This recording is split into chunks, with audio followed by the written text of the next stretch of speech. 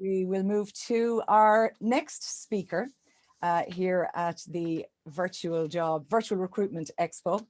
Good morning. I should have said earlier, my name is Ruth Scott. Oh, I'm echoing on myself there. Well, hold on now, and we'll do a bit of this. Is always on Zoom. Anyways, so our next speaker, delighted to, I can see she's here on the screen, ready to rock. Aoife O'Brien is her name. She is going to talk on the topic of being happier at work, which, as we all know, you always knew it was important. After the last 14, 16 months, or what feels like an eternity, this is more important than ever. I'm looking forward to hearing Aoife speaking, because she's talking about something that I think plagues a lot of people in workplaces.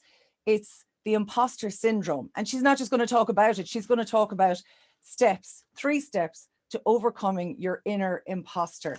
Aoife has all sorts of qualifications in work and organizational behavior from DCU, is a member of the CIPD, years of identifying and solving business problems for global organizations such as Unilever, Mars, Coca-Cola, and Kraft Heinz. So I know, Aoife, no pressure, but we're in excellent hands with you.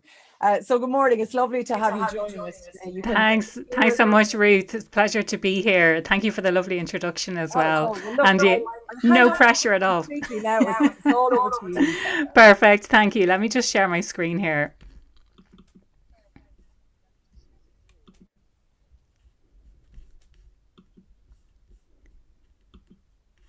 So good morning, everyone, and I hope you're enjoying the day so far. As Ruth said, my name is Aoife O'Brien. I'm going to be talking to you today about imposter syndrome. It's one of my favourite topics. I think it's something that plagues an awful lot of us. And as I go through the presentation, you'll see just how many people are impacted by it as well. If you want to reach out to me, you're very welcome to get in touch. On my website is happieratwork.ie. I think Ruth had mentioned my business name as well is called Happier at Work. So you're very welcome to get in touch with me, and I'll put some more details at the end of the presentation as well. I've been talking about imposter syndrome properly for about 2 years. I was featured in the Irish Times a couple of years ago, and since then I've been speaking quite openly about it and getting a really great response, because I think when we talk about these type of taboo subjects, then it really it kind of things start coming to the fore then, and people can be a little bit more open and a bit more vulnerable about it. In terms of what I'm going to cover this morning, so we don't have a huge amount of time together, but what I'm going to start with is, what is it? So what exactly is imposter syndrome? How does it show up? Who actually gets imposter syndrome, and the different types of imposter that exist? And then the most crucial part being, what can we actually do about it? So what kind of steps can we take to remedy the situation, or to manage it, or to take steps towards overcoming imposter syndrome? I'm sure you're all dying to hear exactly what that is. So when it comes to imposter syndrome, what exactly is it? How do you actually define it? So here's a few things that you might be saying to yourself when it comes to imposter syndrome. So you might be saying, like, the key one really is, I'm a fraud and I'm going to be found out. So we have this huge fear that people are going to find out that we're not as good as they think that we are, and somehow the talent police are going to show up, they're going to tap us on the shoulder, they're going to knock on the door, and they're going to realize, and we'll be completely found out, we'll be exposed as the fraud that we think we are. We also then think that everyone else knows much more than I do, but we also get this thing in our head that other people think that we know more than we actually do know. So it kind of shows up in a couple of different ways in that sense. But your perception about what you know versus what other people know tends to be very tainted. You convince yourself that you don't have what it takes. So you don't have what it takes to complete the job that you're doing, to go forward for a promotion, whatever it might be. And you're afraid that other people are going to realize that you're not really up to the job. And that could be after you've started a new role, or it could be after you've been promoted into a managerial position, for example. It could be taking on a big project. So it tends to show up when there's some sort of change that has happened in your life, typically with a new job, with a promotion, or a new big project, or a new client that it shows up in some other ways as well that are a little bit sneakier, and maybe you don't quite know about these other ways yet. So it could be something like, it's not good enough, and you have to continually work on something until it's really perfect. And I use that term kind of in a lighthearted way, because there is really no such thing as perfect. And we strive and we strive and we strive, and we're never going to reach that level of perfection that we've set for ourselves. And we convince ourselves that what we've completed is not good enough. So that's another way that it shows up. I'm not ready. So you're convincing yourself that you're not ready because something is maybe out of your comfort zone, or you're not ready to take that next step. Although other people might see that you're ready, or they might think that you're ready, you're somehow convincing yourself that you're not quite ready. Not putting yourself forward or not speaking up. So that could be not putting yourself forward for job opportunities, for a promotion, for a big project in work, not speaking up. So that could be in team meetings. It could be in meeting with your boss where you really have something to say. It could also be that you kind of feel a bit awkward when you're speaking to someone a lot more senior than you in a business as well. So these kind of things are other ways that it impacts us. I knew I was going to fail. So this is something that comes up a lot, that you convince yourself that you're not really good enough, that you don't have what it takes, and therefore you don't really put enough effort in, or you don't put really that much effort in at all. And you're convinced that you are going to fail anyway, so you leave everything till the last minute, and then it becomes a self-fulfilling prophecy. You haven't put in the effort, it doesn't go according to plan, but then it's this cycle because you didn't actually prepare, and the reason that things didn't work out is because you didn't put in the preparation that was required, as opposed to any fundamental flaws in your own abilities. Another one as well, which is a sneaky one, is overcompensation. So when you're working these extraordinary long hours and you're trying to do that in a way so that you can kind of cover up the fact that you don't really know what it is that you're talking about. So it's another kind of interesting one, and one to watch out for. If you're putting in a lot of hours in order to compensate in some way for the fear of being found out, of being not good at your job, then it's definitely something to watch out for. So now moving on to who actually gets it. And I touched on the start that, you'll be relieved to know, hopefully, 70% of people will suffer from imposter syndrome at some stage in their career. Like, to me, that is a huge statistic. So if you think about all of the friends that you have, 7 out of 10 of your friends have imposter syndrome at some stage in their career.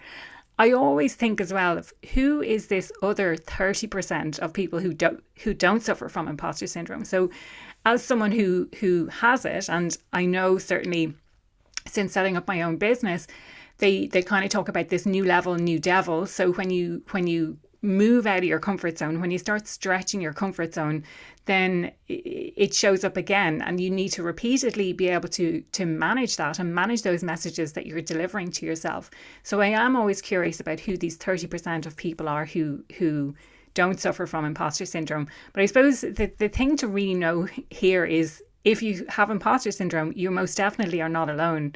Just have a look around, and it's likely that 70% of people are suffering from imposter syndrome as well at some point, or they can at least very much relate to it. So if it's something that you feel comfortable talking about in work, and you don't even have to say that you have imposter syndrome, but that maybe talking about the doubts that you have, or just asking for feedback about how you're performing and why you got a promotion, just a reminder of why you got a promotion or why you were hired for a specific job, it definitely helps to alleviate that feeling. The other thing I wanted to point out on this is it's not just women. It's typically associated with women. It's not just women who suffer from imposter syndrome. It is men as well. I've seen this firsthand with clients that I work with. I've seen it on, whenever I post something about imposter syndrome on my LinkedIn profile, I often get comments from men saying, well, I never knew that's what that was. I've had that for years, but I didn't know it had a name, or I didn't know that everyone gets that. It's not just me, because you tend to feel very much alone when you are suffering from imposter syndrome. You think there is this thing called imposter syndrome, but no, I'm a real imposter. So it's really interesting from that perspective. Men and women do handle it in different ways, and that's kind of another interesting topic to talk about. Don't have time on the session today, but if you are interested in understanding a little bit more, feel free to reach out to me. But they manage it and they handle it in quite different ways as well. So who gets it? I want to talk a little bit about the different types of imposter syndrome. And again, I'm not going to go into a huge amount of detail here, but I just want to present you with these 5 different types. So firstly, we have the perfectionists. The perfectionists are those people who strive for perfection all the time. They're the kind of people who failure is not an option. If they make a mistake, then that's the ultimate, that definitely means I'm a total fraud. I have no idea what I'm talking about. I shouldn't be doing this. So they're the kind of people who want everything to be perfect. And if everything is not 100% perfect, and as I mentioned earlier, here's a hint, there is no such thing as perfection. So they want everything to be perfect. And if it's not perfect, they feel somehow that they are a fraud and they don't deserve the success that they've had. Then they have the natural genius. This is the person who always did really well in school. Maybe they were good at English and maths and they went on to college and they did really well in college. Anything that they try, they can pick it up quite easily, and it's easy to learn new things. The trouble here is when you try something and it's not easy, then they think I must be a fraud because I can't do that, insert whatever it is. They're trying to learn a new skill. They're trying to learn coding, for example, and it's not coming easily. It's not coming naturally. So somehow they think that they're a total fraud and they've been fooling everyone up until all of this time. Then you have the superhero. The superhero is the person who tries to do everything. And they might be really, really good, really, really strong in one particular area, but they see, oh, Sarah over there, she's really good at something else. She's really creative. I need to be really creative as well. And you feel like you have to be brilliant at everything. It can also apply to non-work stuff. So say if you're a parent, you have to be the best parent. You have to be the best friend. You have to be the best at work. And it's about being the best and being able to be brilliant at absolutely everything, which is impossible. You have to let some things go. And if they're not brilliant, if they're not hitting the mark across absolutely everything, then it becomes this sense of they're total fraud. If they can't accomplish absolutely everything. Then we have the soloist, and this, I suppose, is kind of the dangerous one, if you like. This is the kind of person who likes to go alone, and they're really reluctant to ask for help. But not only that, they're really reluctant to accept help when it's offered. So even if someone offers them help, they feel that if they need help with anything, then the accomplishment that they get is not their own, that they've had help and therefore they must be a fraud if they needed help in order to achieve something. So definitely one to watch out for. And then you have the expert, and the irony here is the expert doesn't like to be called the expert. They're a little bit afraid of that title because being called an expert implies that they have all of the answers and they know absolutely everything there is to know about a specific topic. And so if they're asked a question and they don't know the answer, they feel like they're a total fraud. So, being challenged on their authority or anything like that can cause a real issue. So they are the 5 types: the perfectionist, the natural genius, the superhero, the soloist, and the expert. I want to talk for the last part of the presentation about what we can actually do about it. So the first thing really is to acknowledge, and I'll go into more detail on each of these areas.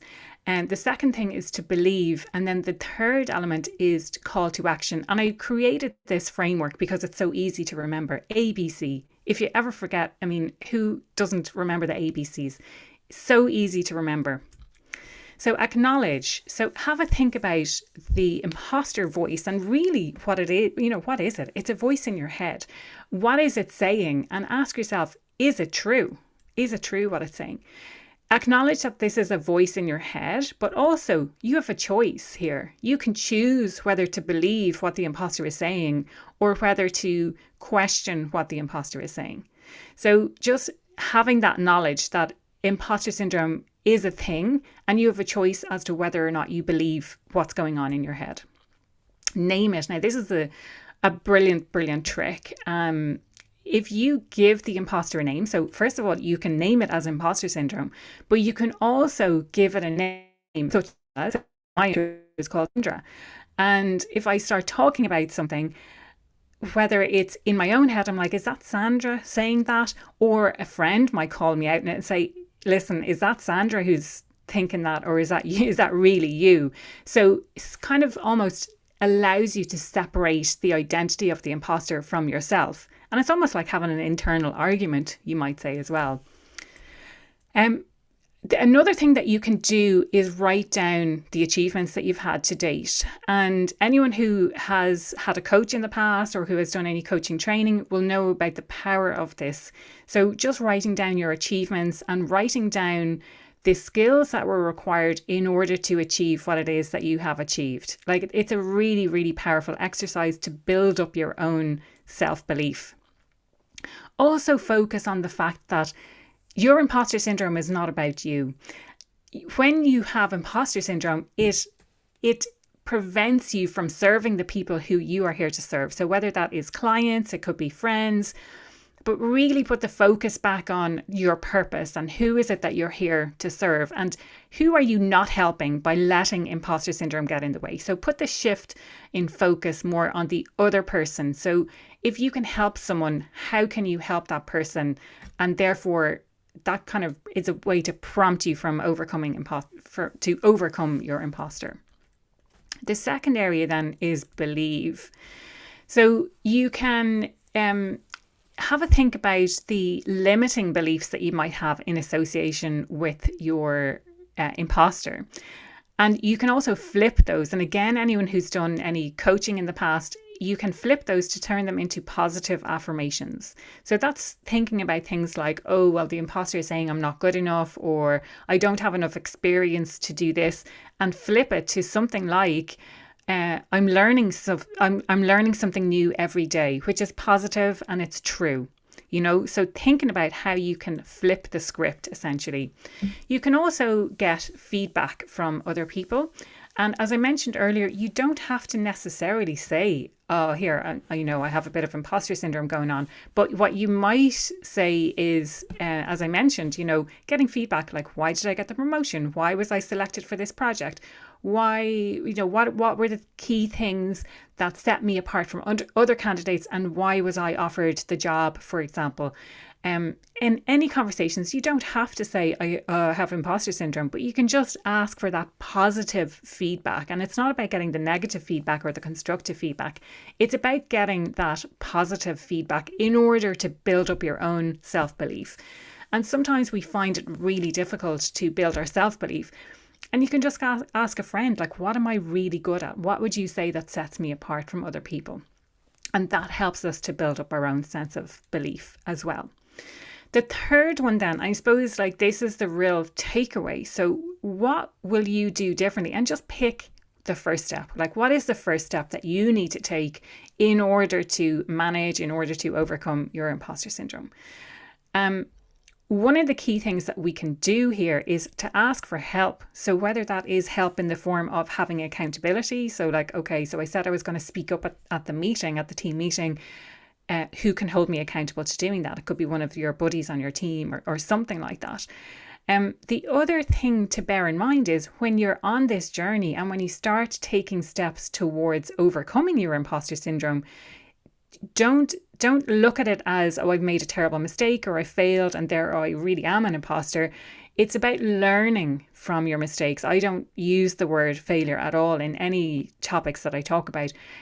It's about learning from any mistakes that you've made. It's an opportunity to learn. So really, really bear that in mind. So for your own personal, what will you do differently? What is one thing that you will do differently as a result of listening to this webinar today? So that's it. What can we do about it? It's very simple, but maybe it's not easy to do. And that's why it's really crucial to pick one area that you can focus on. What is the first step that you need to take in order to overcome it? So acknowledge, believe, and call to action. People often talk about fake it till you make it. And I want to bust that myth and talk about believe and you will achieve, because fake implies that you are some sort of fraud. So shift the dial and more towards believe and you will achieve. So if anyone wants to connect with me, you'll find more information about imposter syndrome on the website impostersyndrome.ie. You can take a quiz as well. What kind of imposter are you? So that's one of the 5 different types. I also have an ebook called From Imposter to Empowered, and you will find links to download that ebook on impostersyndrome.ie as well. And for anyone who wants to connect, I'm always open to connecting on social media. So you'll find me at any of those links there. I also have a podcast called Happier at Work, available anywhere you listen to podcasts. And I'll be definitely open to connecting. Aoife, thank you so much for that. It was so great. And I love when even you will achieve. I was somebody who used to use that phrase, fake it till you make it, for years. So I'm going to change that now. It's brilliant. Do it, Ruth. I Ruth. suppose a lot of times it's just how you frame the issue, which can help with it. You've so much stuff there that was so interesting. You're not alone. The idea you're not alone in your imposter syndrome experience.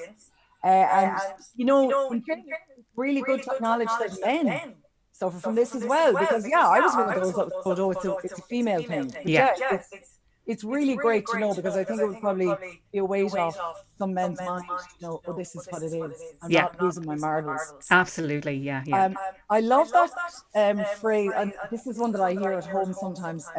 Perfection is the enemy of good. Oh, yeah. It's the enemy of good enough. Yeah, exactly. Express yourself for perfection, unless you're trying to send rockets to the moon. Yeah, and I think if you are a perfectionist, one of the ways to start managing it or start to overcome it is you don't have to let your standards slip, but be really clear about what good enough actually means. What is good enough, and then have those high standards that you set yourself to. So I prefer, instead of striving for perfection, it's about striving for excellence. So you can still be really excellent. You don't have to, go substandard in your own view, but it's being really clear about what that actually looks like. And can I ask you, if you see someone, Aoife, that you feel is really struggling with imposter syndrome, is there a way you can, bring them into the conversation without frightening the life out of them? That's a really good question. And I suppose maybe acknowledging that there is this thing called imposter syndrome, but you don't even have to name it at that stage, because sometimes that frightens people away. And I know, oftentimes when people hear about it, they'll recognize that in themselves. So they will be like, oh, I think, I have imposter syndrome. Or what they might say is, there is imposter syndrome, but I really am an imposter. You have no idea. I really have no idea what I'm talking about. I don't know how I got this far. I got so lucky, etc., etc. So I think just engaging in conversation. If you think that someone else has it, maybe it's about giving them some really positive feedback. Oh, I think you're really great at this.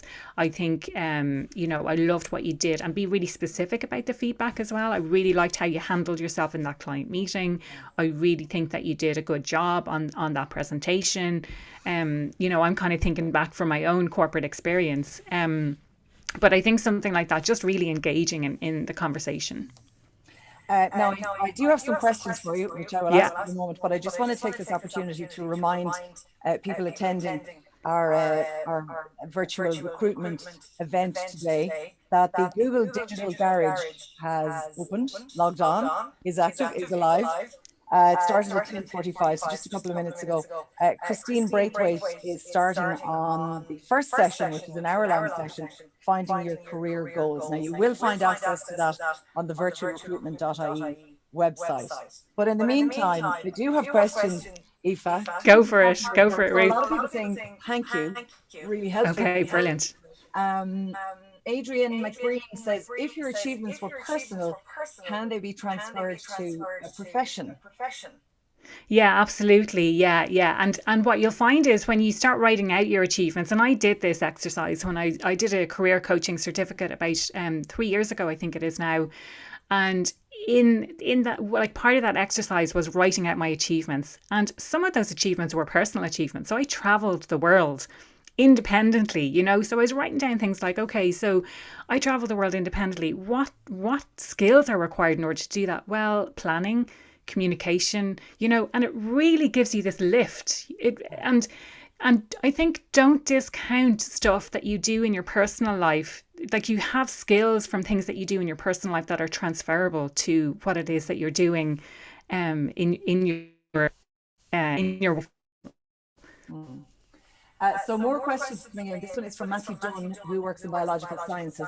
And this is probably relevant for a lot of people right now. What can you advise for people getting into work after a period of unemployment, feeling incapable of practically applying skills? The first part of that is just getting back into work after the period of unemployment. Yeah, yeah.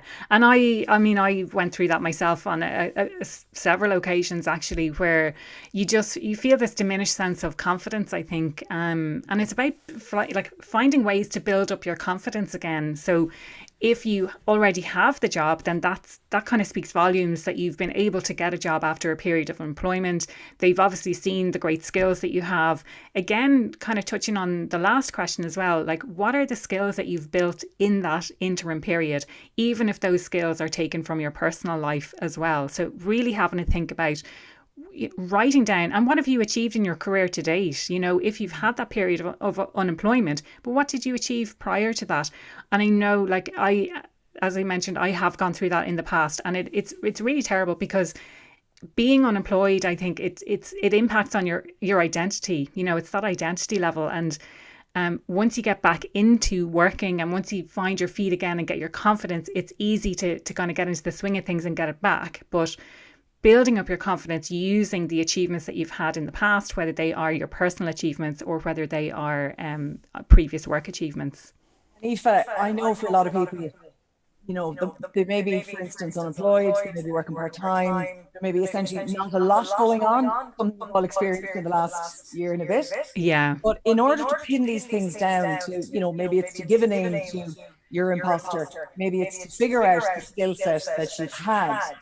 Is it very important to give yourself quiet time, to allocate yourself time and brain space to come up with these? If these aren't the kind of things you're going to come up with when you're watching TV. Yeah, no, that's a really good point, actually, Ruth. And I think, you know, for me, I think no matter what you're doing, whether you are unemployed, whether you're working, it's really important, or, you know, whether you have your own business as well, to take out time to do some reflection, whether that's in the morning, in the evening, at the end of the day. But exactly like you said, you're not going to start thinking up this stuff when you're sitting around watching Netflix, when you're cooking the dinner or whatever. It is about taking out that time and saying, okay, so I'm going to spend an hour now. And it, you know, if an hour is too much, maybe it doesn't have to be an hour. Maybe you can start with 5 minutes and saying, okay, so if I spend 5 minutes and I'm just going to list out what it is that I achieved in my career to date. Like, what are the things that I'm really proud of? What am I proud of myself for doing? And whether that is in your career or whether it's in your entire life, but really having to think about